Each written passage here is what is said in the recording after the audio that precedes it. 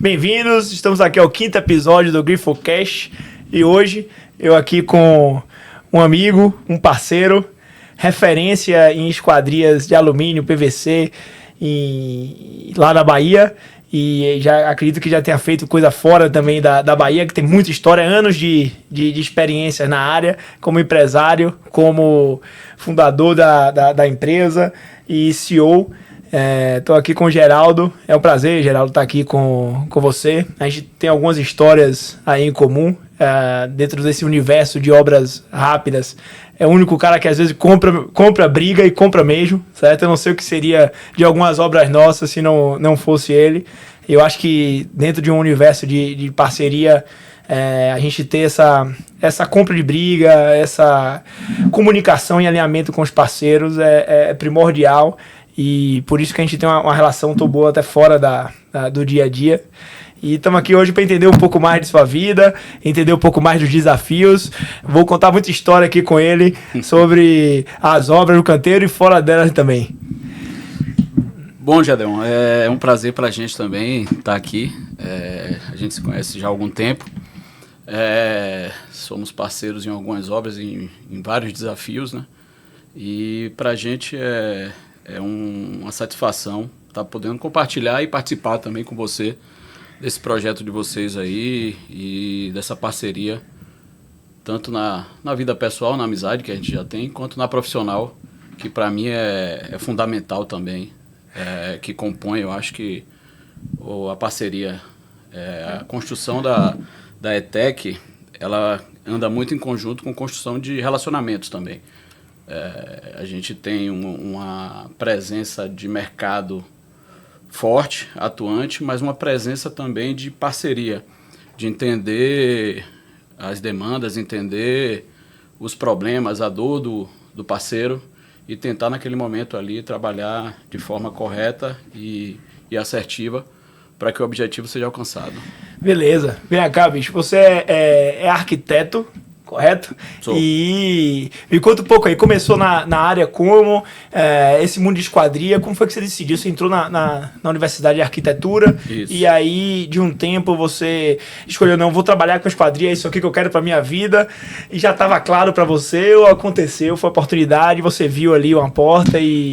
Na verdade, eu vim de uma família de arquiteto e artista plástico, então eu já tinha em casa a vivência de arquitetura. A arquitetura sempre foi uma realidade para mim desde pequeno.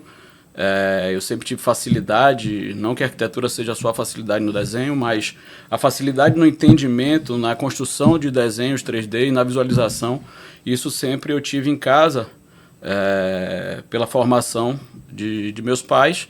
E ao longo do tempo isso eu fui desenvolvendo e a decisão pela arquitetura acabou sendo uma decisão muito natural. Eu não tive dúvida, como é comum, é uma escolha difícil, mas no momento da minha escolha eu não tive dúvida e enveredei na arquitetura. Mas eu tinha uma certeza também do que eu não queria, e isso foi muito importante. Então, assim, meu início na arquitetura, a minha formação, eu sempre visualizei que eu não seria um arquiteto, por incrível que pareça, mesmo eu sabendo que eu queria arquitetura, eu sempre enveredei para um caminho. Inicialmente eu estagiei em construtoras e trabalhei em obras de condomínios de casa, foi o meu primeiro estágio, escolas públicas, escolas grandes até. E um dado momento, ainda estudando, quando eu tinha a possibilidade de dobrar o estágio, ou seja, quando a faculdade entrava de férias, onde a maioria da galera saía do estágio, eu vi uma oportunidade de dobrar o estágio, até porque eu precisava da parte financeira, né? E um desses momentos de férias, eu tinha um colega que já estava estagiando numa loja da Tigre, especializada em esquadrias de PVC, e ele me chamou, Fábio. Aí eu entro nessa loja especializada da Tigre e eu começo a trabalhar com esquadria, e aí o universo comercial para mim se abre. E nessa época você já pensava, por exemplo, em empreender na área? O que é que tinha em sua cabeça? Assim, na verdade, tinha quantos anos e o que é que você pensava do mercado? Eu pensava em pagar minhas contas. Né? Então, na época, era uma questão de sobrevivência, entre aspas. Não que eu faltasse alguma coisa em casa, mas de ter o supérfluo, né? Que você, quando jovem, estudante, você quer ter. Você, Geraldo, uma coisa que eu fico às vezes pensando é o seguinte: primeiro que eu acho que tem um estágio. A primeira coisa, o cara é isso aí, é sobreviver, né? Então ele vai fazendo aquilo ali o que for possível para pagar, etc. Depois ele já começa a sobreviver e vai tendo mais coisas. Ele vai querendo se comprometendo mais. Se comprometendo mais com as coisas e vai crescendo. E depois, quando o cara quebra a barreira da sobrevivência, eu acho que abre um leque mais de oportunidade para ele. O primeiro passo, ele começou a empreender, não é sobreviver. Parou o negócio de pé, tem um leque de oportunidade que você vai ir seguindo ali. Agora, uma coisa que eu vejo, até com as pessoas que eu converso e empresários também, é o seguinte: a questão de você vencer essa barreira da sobrevivência, eu acho que ela é muito importante para os próximos passos. Porque tem gente que às vezes não passa por essa necessidade, que ou já veio de família rica, ou teve berço. Teve berço, e nunca aconteceu nada que vai mudar aquilo ali. E aí, às vezes, não prepara muito bem a pessoa. Quando chega lá na frente, ela se depara com um problema, que a vida é um ciclo, e talvez ela não saiba como ver. Isso. Eu assim, vim de um berço bom, minha família sempre teve dinheiro. Quando eu tinha 15 anos, a empresa do meu pai quebrou, e eu sempre achava que ia trabalhar com meu pai. Sim. Né? Vou seguir aqui, seu horizonte era aquele, distribuição de bebida, vender Coca-Cola, o cara... Você não vende, você tira pedido. Você tira pedido, entendeu? E aí, quando eu tinha 15 anos, mudou tudo, e eu tive que pensar, eu falei, ou vai ser eu, ou não vai ter outra coisa. Isso. E nisso daí... É uma virada de chave, né? Eu, com 16 anos, acabei entrando na faculdade de engenharia e falei, meu amigo, sou eu ou então não vai, entendeu? Eu acho que, tipo assim, o networking que meu pai tinha ajudou bastante, mas se não tivesse o meu empenho, tipo assim, com a determinação de ir, eu não aguentava. Sim. Você me conheceu quando eu trabalhava numa empresa, a gente era quase domingo a domingo, e ali que eu aprendi a trabalhar de verdade. Sim. E filhinho de papai não ficava ali. Sim. Não aguentava o ritmo como era. Então, se não tivesse esse fogo, essa vontade, quantas vezes em minha vida eu parei num domingo, trabalhando lá numa obra em Camaçari, meus colegas estavam na praia, saindo de lanche, aí me chamando de maluco, outra realidade, dizendo que estavam sugando meu sangue, e os caras ganhando o dobro que eu tava ganhando, porque eu ainda não tava formado, que eu atrasei minha formatura para entrar na empresa. E, enfim, eu acho que aquilo fez uma puta diferença, porque lá na frente eu já tinha vencido essa questão da sobrevivência. Então, quando teve a crise de 2016, 2015, que foi uma das maiores crises e a gente vai falar um pouco mais dela na época, para nosso setor, eu falei, velho, eu já passei para sobrevivência. Se eu for vender coco na praia aqui na Bahia, eu vou fazer melhor que esses caras. E aí eu vou fazer o quê? Eu vou fazer obra. E aí eu acabei fundando a Grifo, e depois passando anos-luz, todos esses meus colegas que já estavam achavam que estavam ali no bem bom e estavam na lancha dia de domingo. Então, eu acho que passar por esses momentos de sobrevivência é importante. Você sente isso também nessa sua caminhada? Não, com certeza. Eu acho que a construção ela é degrau a degrau. A gente tem que aprender com as lições que foram dadas, a gente tem que construir, como você falou, tem gente que já recebe um caixote pronto. Eu também não recebi. Meu pai, apesar de ser arquiteto, ele era um funcionário de carteira da Coelba, da Companhia Elétrica da Bahia, e as coisas em casa eram coisas de regrada, de assalariados. Então, assim, eu tive que construir meu caminho, mas eu tinha um foco, eu sabia o que eu queria. E assim, você saber o que você quer e saber o que você não quer, que é mais importante ainda, eu acho que é muito decisivo nesse momento. Então, quando eu vou para a Tigre, né, nesse caso ainda uma loja especializada, uma revenda da Tigre, que a Tigre, na verdade, rapidamente falando, quando a Costa do Sauípe ia ser lançada e começou a obra, a Tigre comprou uma empresa de esquadrias e montou aqui em Indaiatuba a Tigre Esquadrias, né? E credenciou lojas que iriam revender essas esquadrias. A Braskem apoiou muito isso na época, porque ela fomentava o processo, a cadeia dela, o negócio, como PVC, e esse início era o início de uma tecnologia nova, de uma abertura de mercado. E essa parte comercial dessa abertura de mercado, da esquadria, isso na época me encantou muito. E você tinha a possibilidade de variar sua remuneração, porque você tinha baseado nas vendas. E aí que você começa a escalonar, você começa a enxergar que só dependia de você. Então, Perfeito. isso leva um tempo, eu estagiando, depois eu me formo, continuo nessa revenda de esquadrias, até que a Tigre me chama para ser executivo de contas da Tigre, ou seja, era o link entre a loja e as lojas do Nordeste, que era Bahia, Sergipe e Alagoas no início, e a fábrica, e fazia vendas diretas também de grandes empreendimentos, de grandes complexos, enfim. Quem fazia direto era pelo executivo. E depois ela me chama para ser executivo Nordeste, até que eu entendo que eu já tinha chegado no momento ali que eu já não tinha mais para onde ir. E existia uma empresa em Salvador que sempre me consultava. Na verdade, o dono da empresa de esquadrilha ele sempre consultava, e até um momento que eu resolvi que eu sairia da Tigre para ser um gerente comercial dessa empresa. E a decisão foi fácil? Não, a decisão não é fácil, até porque... Você teve que sair da zona de conforto. Isso, você sai da zona de conforto, ou seja, eu tinha uma remuneração, eu tinha uma ajuda de custo, eu tinha uma parte financeira que pesava, mas por outro lado tinha também o desafio de eu ser jovem ainda e de eu saber que eu precisava aproveitar essa janela para poder crescer. Essa empresa, na verdade, no momento que eu vou, ela ainda era uma empresa muito desorganizada, e isso me deixava um pouco ansioso nessa mudança, mas foi uma mudança acertada para aquele momento.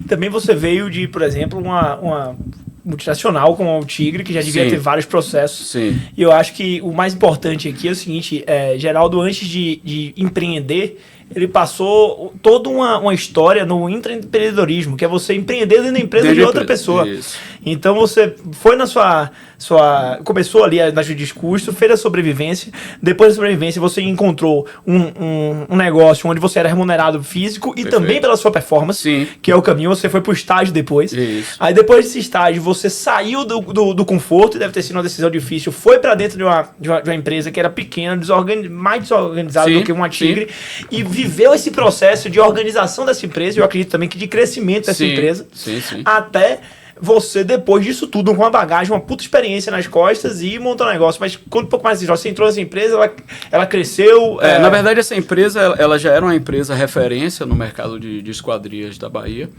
e ela trabalhava com PVC, e na minha entrada ela começa a trabalhar com alumínio também, e a gente passa por um momento de crescimento que era um momento exatamente que houve um boom na construção civil. Então...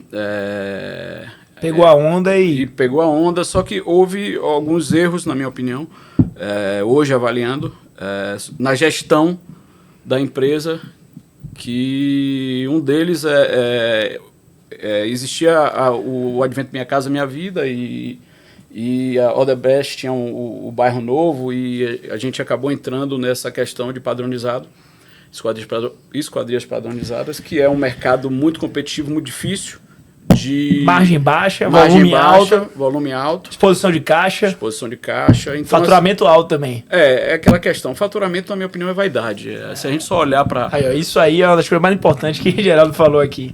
Faturamento é literalmente vaidade. Não adianta você faturar 100 e você gastar 101, não vai mudar nada, e ter uma exposição de caixa enorme. Exatamente. Então, eu falo sempre, o que quebra empresa é a exposição de caixa. Então, na Grifo, como é que a gente faz? Eu analiso o comprometido, obviamente, mas o principal é caixa. Toda remuneração é em cima de caixa, toda bonificação é em cima de caixa.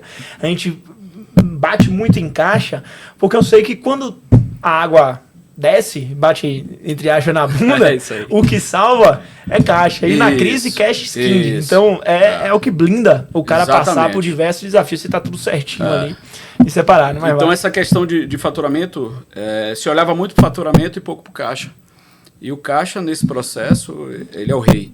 Você tem que olhar, é ele que vai garantir. Então, isso me ensinou que a gente tem que olhar muito pela qualidade dos contratos que a gente está fechando, pela saúde deles. Porque é eles que vai fazer com que você continue com caixa, ou que você vai perder o caixa que você construiu de 2, 3 anos. Então, essa questão de faturamento, e a gente está vivendo esse momento de novo, na minha opinião, a gente está iniciando o mesmo momento que a gente viveu em 2010 a 2014, de novos entrantes, contratos ruins, muito trabalho, pouca remuneração. E quem não entender isso agora, na minha opinião, quem não olhar para o seu caixa e entender que faturamento é vaidade, ele vai faturar muito, mas ele vai ter um fim que houve... muitas empresas tiveram esse mesmo fim lá em 2014, que é, na verdade, contratos ruins, não olhar para o caixa, e a gestão faz com que você, no final, você não tenha caixa e você tem muitos funcionários, porque você alavancou com faturamento. Aí, falando mais da ETEC, então você trabalhou nessa empresa até meados de quanto e saiu e pronto, aí em 2011, na verdade a história, com essa dificuldade que mais ou menos eu já antecipei, que a empresa teve na questão de algumas decisões que ela tomou errada, principalmente no Minha Casa Minha Vida, que era essa exposição que você tinha de caixa muito grande, ela veio a ter problemas financeiros e a fechar. E nesse momento, eu tinha um cliente que já tinha sido um cliente meu na Tigre e que ele era cliente também nessa empresa que eu trabalhei, de esquadrias de PVC, era um entusiasta até hoje de esquadria de PVC. E eu externei para ele essa situação que eu estava vivendo. E ele falou o seguinte, vamos abrir junto o negócio, se não der certo lá, eu tenho interesse de abrir com você.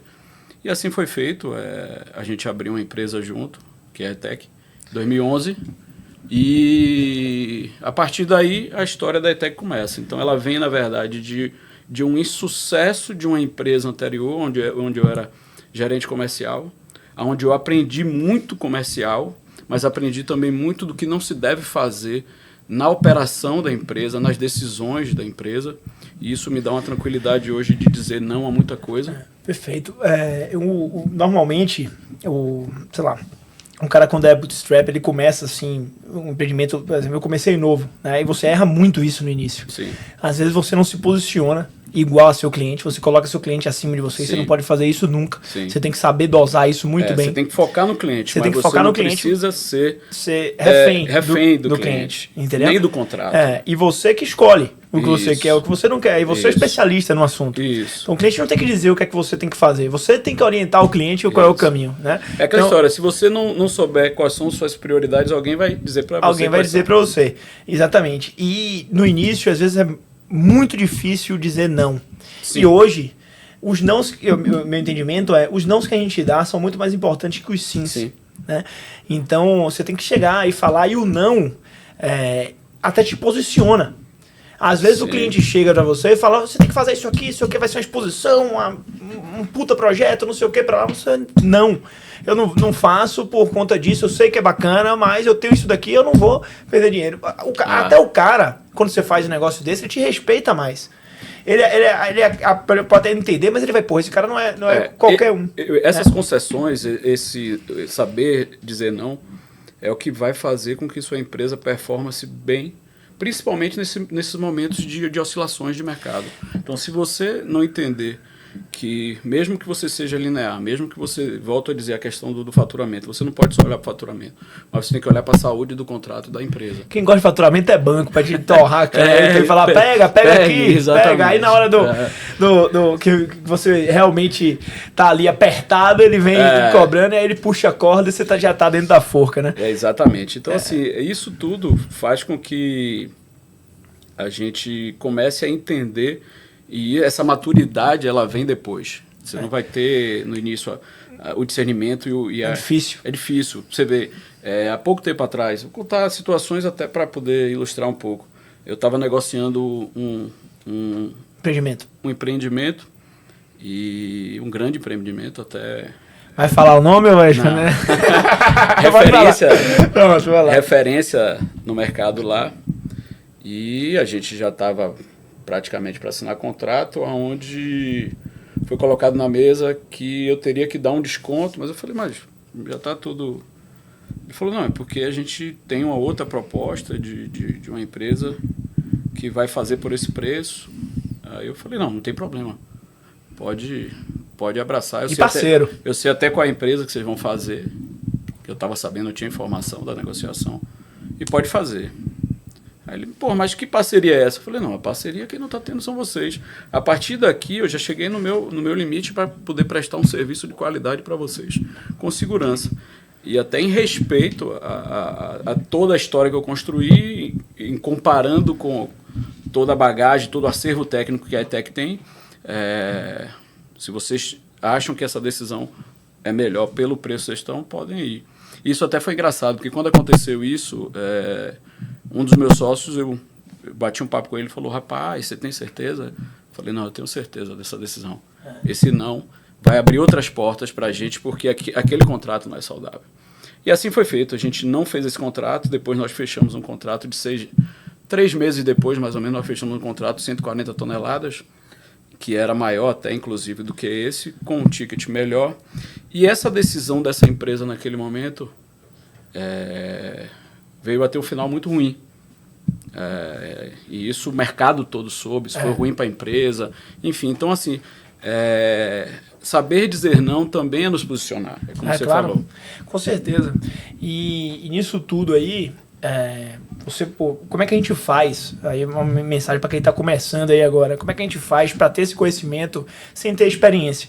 Você tem anos luz de experiência em minha frente em negócios e tudo. O que é que eu costumo fazer? Conversar com pessoas que já passaram por isso.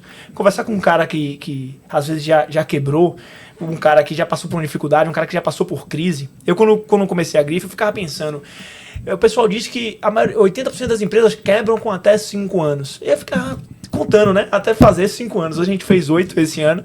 E eu ficava, por que isso acontece? Por que as pessoas quebram? Será que eles não começam direito? É porque eu acho que em 5 anos é um tempo mínimo para você ter uma crise. E você passar... o giro acontecer. O giro acontecer. E aí, se você não está preparado na hora desse giro que o negócio vem, que no nosso caso foi a pandemia, por exemplo, você fica para trás. Se você está com calça curta, já foi. Você vai ficar. E você a ETEC em si tem 20...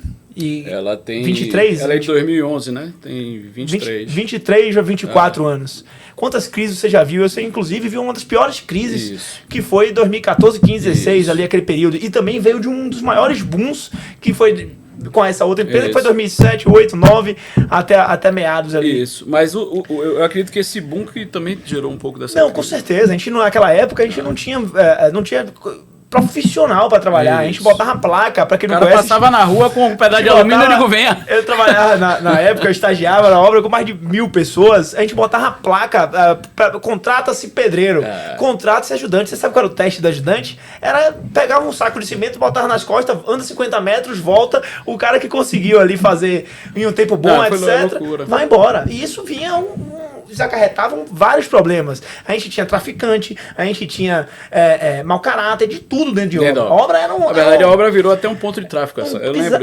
Exatamente. Eu já tive equipe que dormia na cadeia e trabalhava comigo no outro dia. Isso. Entendeu? Por falta de opção. Rapaz, de vocês, não dele. Exato. E a gente tinha que se lidar com tudo isso. E assim, foi importante até pra mim, porque eu tinha que lidar com 10 tipos de sociedade diferentes, entendeu? Perfeito. Eu lidava com o diretor, lidava com o engenheiro, lidava com o peão e com a escória da sociedade, que é o traficante que tá ali, não sei o que, e tinha que saber andar nesse meio. Agora, se fosse dar um conselho, Geraldo, para as pessoas que estão começando a empresa e, 20 anos é um feito, uma barreira grande de se quebrar. Você já passou por várias crises, e principalmente uma onde eu diria que 80% dos seus concorrentes devem ter ficado para trás. Nessa concorrentes crise. E amigos também. E amigos, entendeu? E o que é que você acha que é o principal fator que fez você passar por isso sem... não vou dizer dificuldade, que eu tenho certeza que teve dificuldade, mas você conseguir sair do outro lado e respirar. Na verdade, a leitura de você saber dizer ou não, por tudo que eu tinha vivido, então assim, a gente não olhar só para o mercado de uma forma vaidosa, mas também de uma forma objetiva de seu cliente é o pagador das contas. Então, assim, se aquele contrato, se você está fazendo só para agradar ao cliente, ao mercado, a quem for, no final, você não vai ter quem pague suas contas. O cliente não vai chegar lá e dizer, você está passando por dificuldade, tome aqui. Mas ele é quem vai lhe dar o direcionamento e a gestão também. Então, assim, se eu posso dizer na parte comercial, é que saibam para quem está começando, é que saibam entender um pouco sobre a leitura das pessoas. Então, você conseguir compreender... Eu, na minha vida profissional, eu sempre lidei muito com pessoa. Então, hoje, eu tenho uma facilidade de numa conversa, numa negociação, eu entender... Como é o perfil da pessoa. Como é o perfil do cliente. Isso é engraçado, porque, assim, há pouco tempo atrás, eu recusei duas negociações porque a gente trabalha com residências de alto padrão e trabalha com empreendimentos também.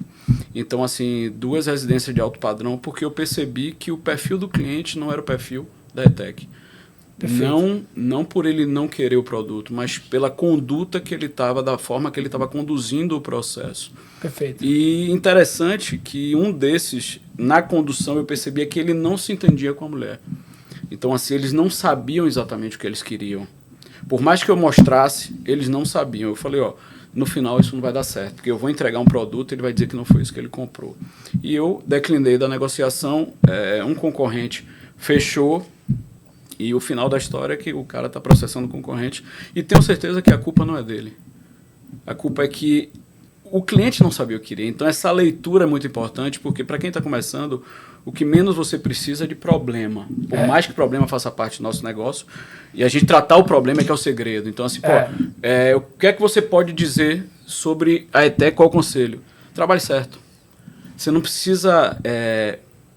menos é mais. Você não precisa fazer tudo, mas faça o básico bem. É aquela história da BIC que rodou aquela imagem há um tempão. Então, assim, a gente não trabalha com alguns sistemas, a gente não faz algumas coisas dentro da obra, box, espelho, enfim. Mas a gente faz bem esquadria. E hoje, nosso maior comercial, é até interessante isso, a gente já teve, falar um pouco da parte comercial também como conselho, a gente já teve equipe comercial, gerente, grande equipe, e hoje o comercial praticamente sou eu. E meu maior comercial é meu cliente.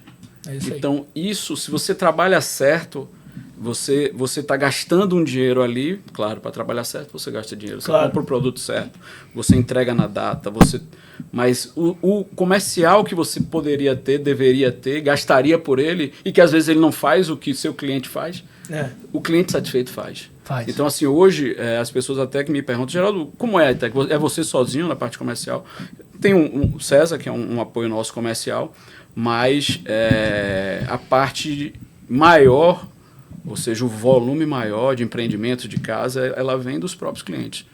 É isso aí. E isso não tem preço, Não tem, eu sei exatamente como na Grifo é assim também. Sim.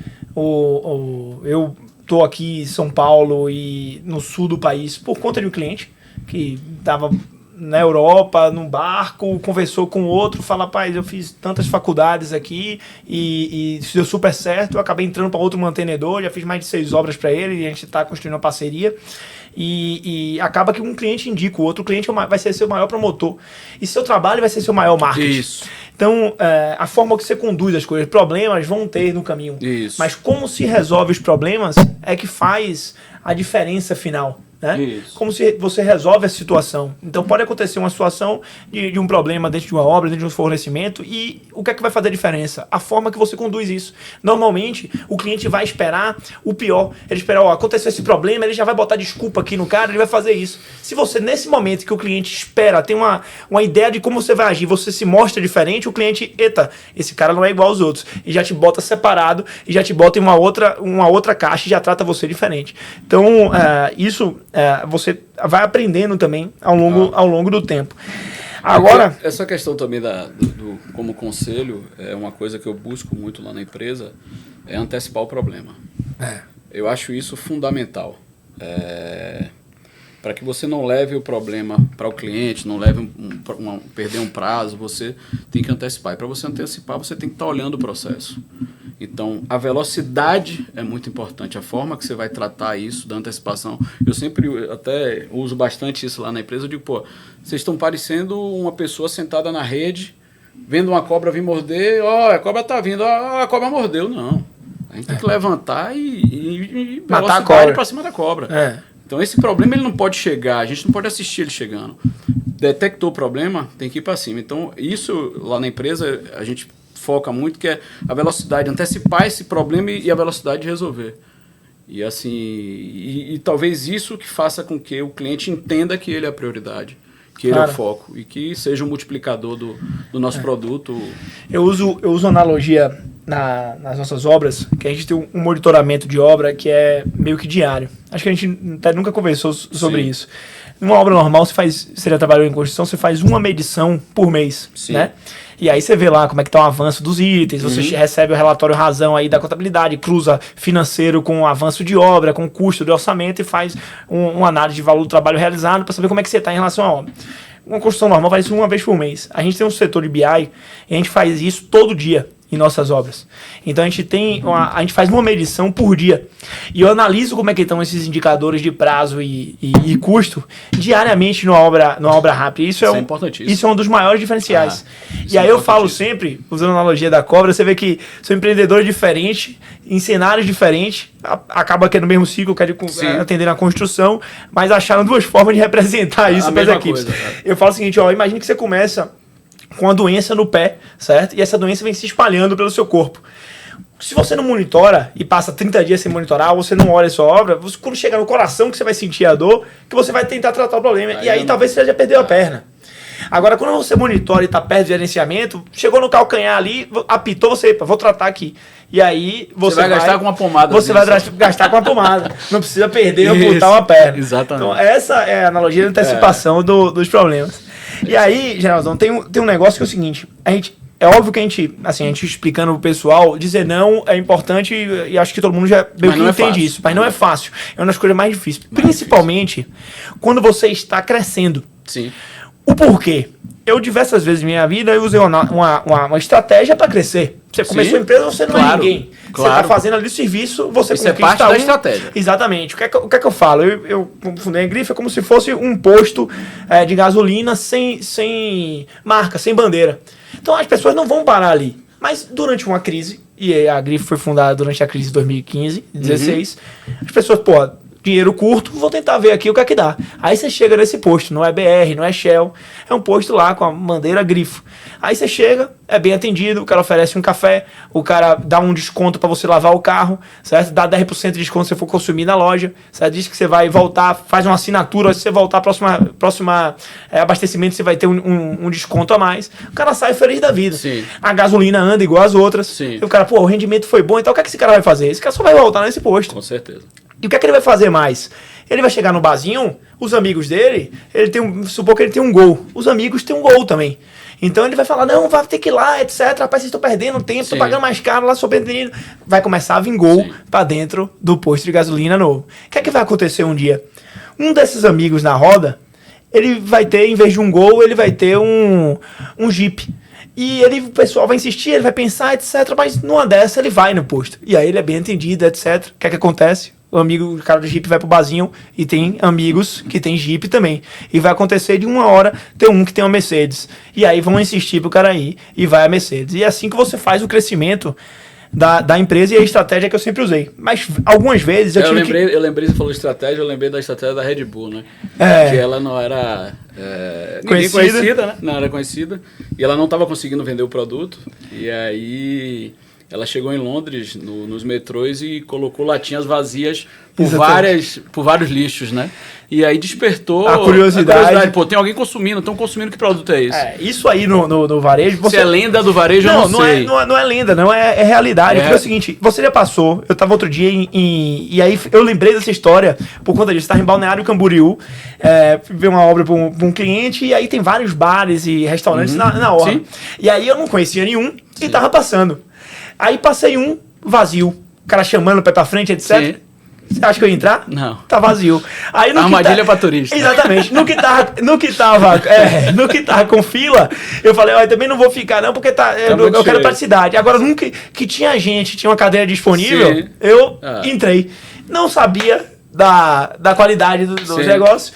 Acho que não fui no melhor, sim, mas não fui no vazio por conta desse aí. Isso aí é na interação humana. O ser humano é assim, tem alguns gatilhos, isso daí, escassez, autoridade, etc. Isso. Tem um livro muito bom que é o Armas da Persuasão, que fala sobre esses gatilhos de interações humanas e como você usar isso a seu favor e também como você se blindar de as pessoas usarem isso com você O nome é meio pesado, assim, arma, né, pessoas, mas não é nada de ensinar coisa ruim, não, ao contrário, ele fala sobre as interações usando experimentos que os caras fizeram. E é perfeito. Eu estou lendo agora um livro que fala um pouco do que a gente falou há pouco tempo agora, que é essencialismo. Quem indicou até foi o meu sócio, o Júlio, que fala sobre exatamente você perguntar o que é essencial. Ele usa até uma questão do seu armário. Pô, no seu armário lá, o que é essencial para você ter? Tem muita coisa ali que você não tem. Você precisa fazer a mesma coisa na sua vida, na sua empresa. Ele fala exatamente que menos... o essencial é o menos, porém com qualidade. Então, assim, é você trabalhar menos, porém com qualidade. Trabalhar seu tempo, perfeito, seu produto. E é um pouco do que eu disse sobre a questão da ETEC, sobre as escolhas, sobre a BIC. Perfeito. Então, isso é você focar no seu negócio, você atender bem seu cliente com o que você se predispõe a fazer. E você ouvir também a sua empresa. Quando a gente criou essa linha do Fast Construction lá em 2022, sim, tá? Já participei com você disso. Tá loucura, né? Como e tem dado certo, viu? Pousada, residência, nunca mais eu faço não. Eu não vou fazer nunca mais. Mas loja agora lá a loja, é verdade, que a gente fez e vários outros. E uma das coisas que eu parei e pensei foi o seguinte, velho, eu tô com a construtora, a gente tem 4 anos, certo, de história, e as outras construtoras têm 70. As outras construtoras têm uns 60, 50. Eu tenho, fazendo analogia, R$10 no bolso, esses caras têm 1 bilhão. E como é que eu vou competir com esses caras? Como é que eu não posso competir? É outro business. Então, business. Eu tenho que fazer o seguinte, eu parei e analisei, porque como era quando eu trabalhava do outro lado? Aí eu comecei a pensar, burocracia. Rapaz, pra eu pagar um negócio, era uma data de pagamento, tinha que juntar boletim, não sei o que. Eu comecei a refletir os processos, porque quando eu fundei a Grifo, eu botei os processos desses caras na Grifo. E aí tinha data de pagamento, etc. Eu comecei a analisar e refletir sobre meus processos. Esse processo está sendo bom para quem? Eu estou me diferenciando deles como? Não vou conseguir. Eu não vou competir o mesmo negócio. Eu tenho que ir para outra área aqui e o pessoal não está olhando. E aí o que foi que eu fiz? Eu falei, eu vou desconstruir os processos e fazer o que é melhor para o meu cliente. Então eu não preciso ter essa burocracia toda para fazer um pagamento. Eu posso criar um negócio, por que não? Eu dar autonomia para o cara que está na frente, certo? O cara mandou pagar um negócio, eu pagar instantâneo nas obras comerciais e ter um financeiro olhando isso e eu trazer tecnologia como o negócio do BI que eu falei para, em vez de eu controlar o cara e falar, não, você tem que me pedir a bênção para pagar isso aqui. Eu confiro. Então, a gente tudo que paga num dia, no outro dia é tudo conferência. Eu chego pro cara, eu quero isso aqui, eu quero isso aqui, eu quero isso aqui. E o engenheiro hoje da Grifo, e você já trabalhou com alguns, tem mais autonomia do que muito engenheiro de outra empresa. Sim. O cara manda pagar tanto, tá pago. Ele tem a caneta. Entendeu? Tem a caneta. A gente dá autonomia, a gente confere o que é que ele tá fazendo e ele sabe delegação com responsabilidade. Muito disso eu vi depois, não foi depois, no livro da Netflix, que eles falam sobre esse modelo de gestão também. Ele trabalha muito em cima disso. Exato. E a gente usa muito isso usando tecnologia, conferência, responsabilidade para a gente ser muito mais ágil. O que acontece? A gente é muito mais ágil que os caras que são muito mais engessados. O cara é um transatlântico, eu sou um jet ski ali que vai. E é o diferencial. E eu consigo fazer mais rápido e aí a gente... E aí você saber equilibrar isso com o crescimento, que é a dificuldade. Exatamente. Porque você vai passar por um processo doloroso que é o crescimento, que nós vamos passar, todos estão passando por isso, que é você crescer e você continuar tendo agilidade sem burocracia. Exatamente. Tem que ser um limiar. Eu acho que tem que... É difícil. E é tênue, é um negócio bem muito difícil. E até no controle, gestão de equipe, etc. Pra também não virar um Wang. Aí tem que chegar na frente e ver como a gente vai fazer. Unidades. O que é que eu penso em... A gente pensa em 2040, tá em todos os estados. Mas eu vou ter um sócio por estado. Perfeito. Que aí vai ser uma empresa... Posso me candidatar em algum estado aí? Vai ser um cara... uma empresa grande com empresas pequenas. Então, a gente não, dessa forma, a gente cria uma burocracia aqui e eu consigo diminuir as burocracias aqui. Como se fosse um transatlântico grande e vários jet skis na água para fazer rápido, entendeu? E aí... Até aquele restaurante que é de Fortaleza... Coco Bambu. Coco Bambu, ele é assim. Né? Ele tem... Toda sócio. Tem um sócio. Tem um sócio. É o sócio executivo. E antes era um advogado, um engenheiro, tinha que ser o sócio executivo. E o cara tem que estar lá dentro. E o cara tem que estar dentro.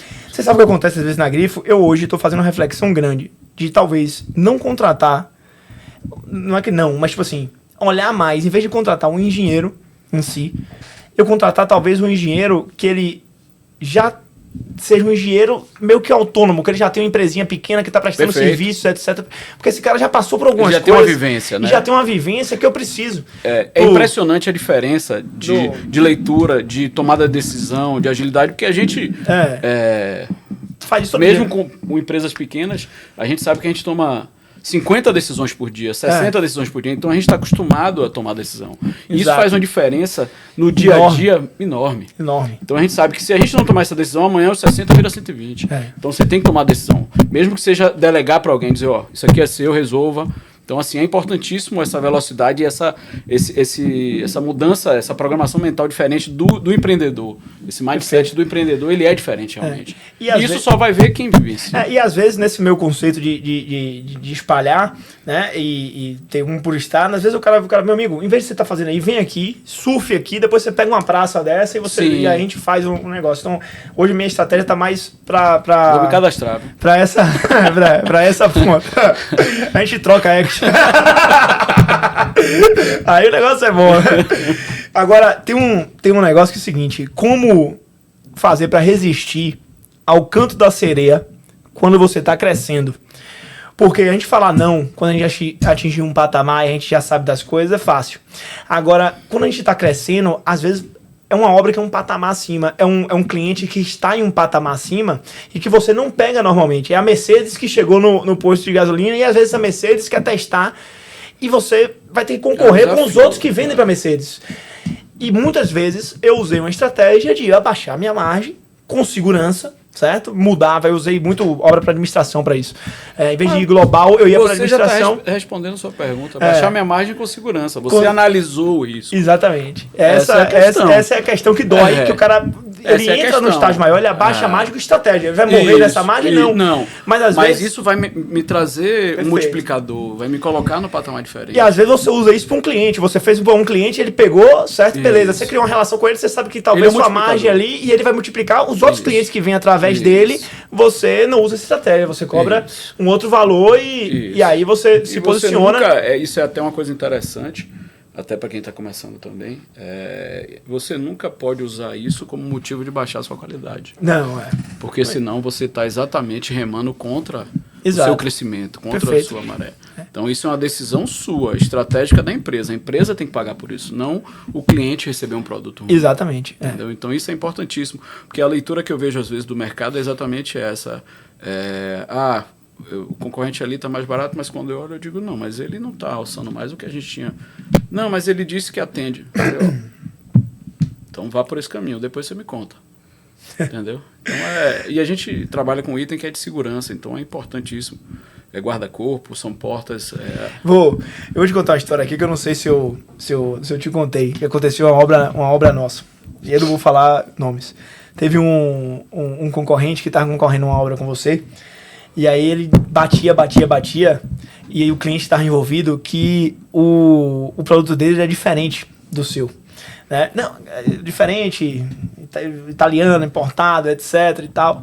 E aí a gente sempre faz double check, chega pra você, pergunta, você como parceiro e amigo, você fala, Daniel, é isso aqui, só existe esses 3 caras aqui, só existe esse produto que vem de tal lugar, e esse conhecimento e essa troca que é importante pra gente.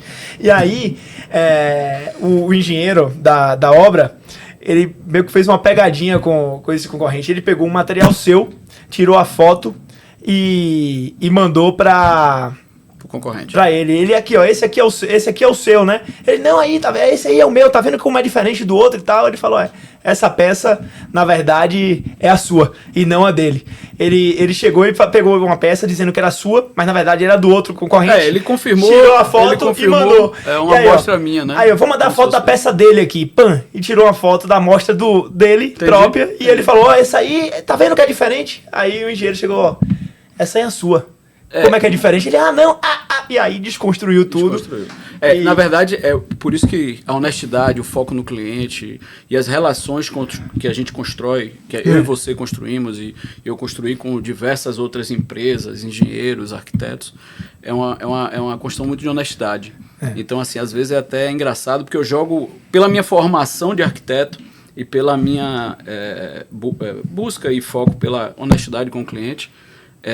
Acontece às vezes do cliente me consultar e dizer assim: Geraldo, você acha que se eu fizer isso aqui, fizer o pergolado de alumínio, fizer o brise, eu falei, concordo não, vai ficar muito alumínio, eu acho que você tem que botar uma madeira para dar uma quebrada. Então às vezes eu jogo até contra, não, mas eu faço com que o cliente entenda que ele tem uma visão de um parceiro. Você tá, na verdade, você não está sendo um agente vendedor, mas você está sendo um cara que vai construir com ele junto o desejo dele. Perfeito. Essa é a diferença de você ter uma venda e você ter um parceiro, um parceiro eterno. Perfeito. É igual aquela história, o cara chegou lá, viu comprar um capacete para uma moto, e aí o cara empurrou logo o capacete, que era o mais caro, né? E aí ele olhou o preço, etc, falou, rapaz, vou pensar, foi em outra loja. Chegou na outra loja, o cara, pô, quero esse capacete, ele falou o nome do mais caro. E aí o vendedor chegou, velho, esses capacetes são para motos que acima de 300 km por hora. Sua moto, ela chega a 200, eu acho que não faz sentido esse capacete. Esse aqui, ó, é metade do preço e muito melhor para você.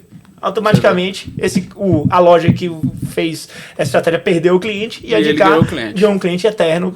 O cara de moto é apaixonado, sempre vai ter e sempre volta. Isso. E essa honestidade do vendedor, às vezes, é honestidade que o cara vai mudar, às vezes, de marca, de loja, e vai levar ele junto. De Honda para Yamaha, mas o cara vai ser fiel a ele, porque o cara viu que ele, na verdade, ele não estava fazendo uma venda, mas ele estava construindo um valor junto com o cliente, para que ele pudesse gastar o dinheiro dele de forma correta e receber de volta do produto que ele precisa. Então é mais ou menos isso que a gente tenta na empresa lá. A gente tenta exatamente colocar para o cliente o que ele quer, claro, mostrar, mas de forma honesta. E transparente, né? E transparente. Só aí você já deixa meio Vocês mundo... sabem muito bem o que é transparência também. A gente é 100% transparente para deixar meio mundo de gente aí ir para trás e tentar se diferenciar. Então, Geraldo, pô, queria agradecer aí pela conversa. Eu acho que muito conhecimento, conteúdo de experiência, né? De anos à frente de um negócio. Eu acho que alguns problemas são específicos de cada área, mas outros problemas só mudam, na verdade, o CEP. Eu acho que quando a gente fala de empreendedorismo também, com certeza existem vários problemas e você trouxe aí alguns que eu tenho também, soluções que a gente tem também, que você vê que a gente achou de forma diferente, porque tá à frente.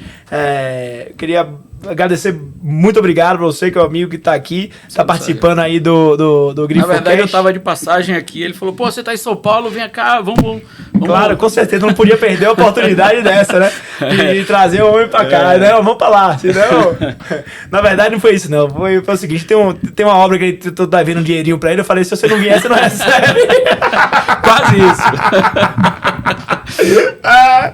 Mas assim, eu também queria agradecer a oportunidade e falar um pouco que a ETEC, ela não é nada sem as pessoas que estão lá dentro. Então a equipe, os técnicos, a equipe que às vezes não aparece, até uma coisa interessante, a gente estava na obra sua e tanto o cliente quanto o seu engenheiro falou, rapaz, sua equipe é 10, ela em momento nenhum aqui colocou dificuldade, a equipe de instalação. Mas por trás dela existe uma equipe de produção também, existe um corpo técnico. Então, assim, a ETEC construiu um legado, se eu posso dizer, um legado baseado nas pessoas que estão lá dentro. Então, assim, é muito importante falar delas também. E dizer que a gente está à disposição de vocês, é um prazer, volto a dizer, eu não sou muito de falar, mas é um prazer a gente estar aqui com você, estar dividindo com você essa oportunidade, esse projeto da Grifo, que eu acho bem interessante, bem atual. E vamos lá, vamos proteger nosso caixa. Beleza. E para achar Geraldo aí no Instagram da ETEC, qual é o Instagram? @ETEC Esquadrias. ETEC Esquadrias. E esse programa vai estar aí no ar nas próximas semanas, no @Grifo Engenharia. Viu? Massa. Então, pessoal, um abraço. Adorei aqui a conversa. E vamos... Ele trouxe até o boné aqui, ó. É claro, é pra botar. Eu tinha dado pra ele. Eu boto esse daqui. E aí ele hoje trouxe. Aí, ó. Vamos lá. Aí, ó. Beleza, tamo junto. Um abraço, irmão. Valeu. Valeu.